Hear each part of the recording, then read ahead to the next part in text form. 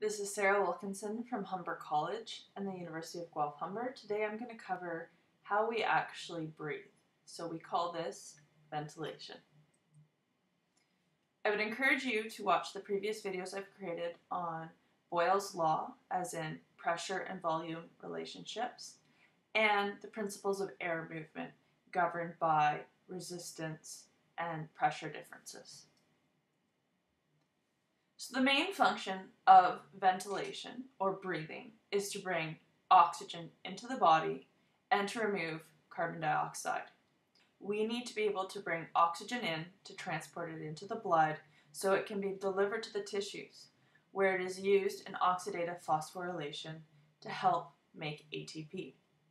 The byproduct of making ATP with oxygen is production of carbon dioxide, and we need to be able to remove carbon dioxide from the tissues into the blood and then breathe it back out at the lungs. This is just going to be a very brief examination of some key anatomy of the lungs. By all means, it is not a detailed look.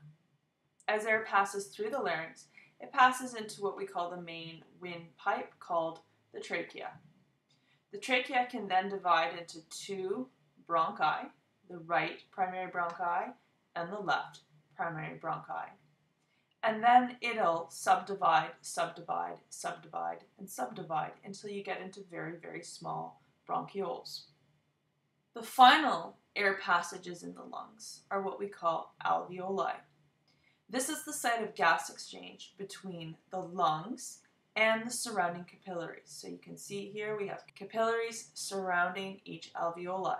This is where gas exchange occurs. The purpose of this video is to show you how pressure differences moves air from areas of high pressure to areas of lower pressure in the lungs so that we breathe in, and how we create areas of higher pressure in the lungs so that air moves out. If you recall from my previous videos, flow of blood or of air is directly proportional to the difference in pressure. So that is, air moves from an area of high pressure to an area of low pressure. Flow of air is inversely related to the resistance to flow, and this really has to do with the diameter of the air passageways and any obstacles or resistance to airflow moving in. The focus of this video is going to be looking at how pressure changes within the lung cause airflow.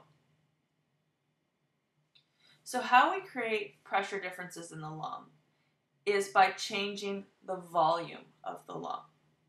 As you can recall from previous videos, if the volume of the lung is increased and the air molecules stay constant, there'll be a drop in pressure.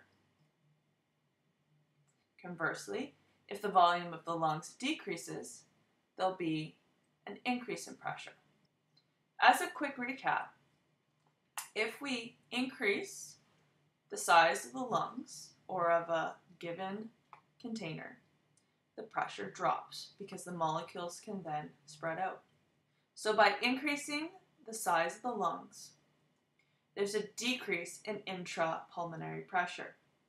As long as atmospheric pressure is constant, which is what occurs if you stay at the same altitude, atmospheric pressure becomes greater than intrapulmonary pressure and air moves into the lungs down its pressure gradient.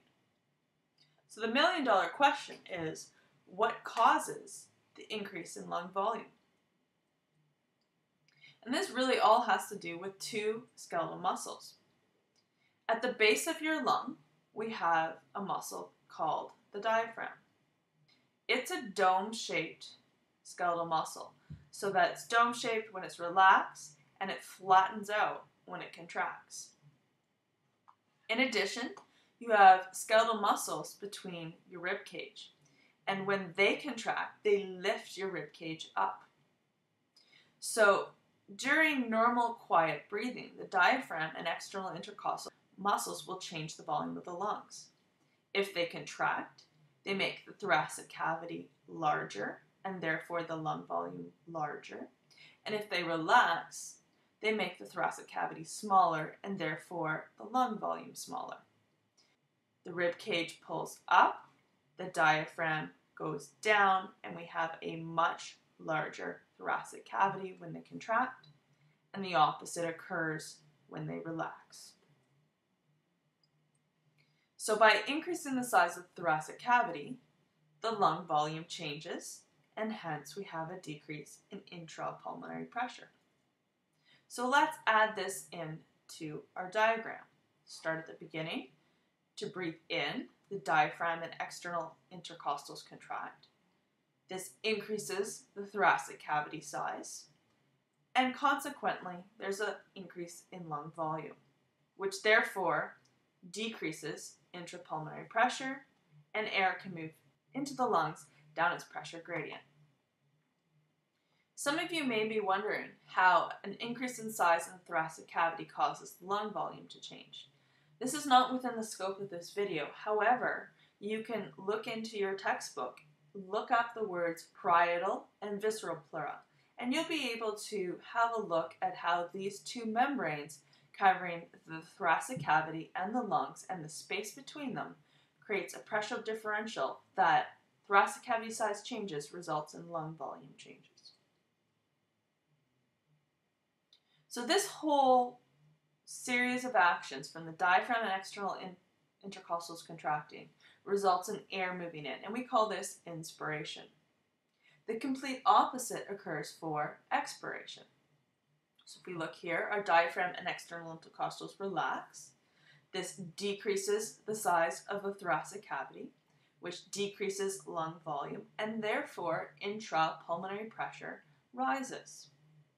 At this stage of the game, intrapulmonary pressure is greater than atmospheric pressure, and air can move out of the lungs down its pressure gradient. You've probably been wondering, how then do we take a deep breath? Several accessory muscles, additional muscles, create a larger pressure gradient by changing the volume of the lungs more drastically than during regular quiet breathing.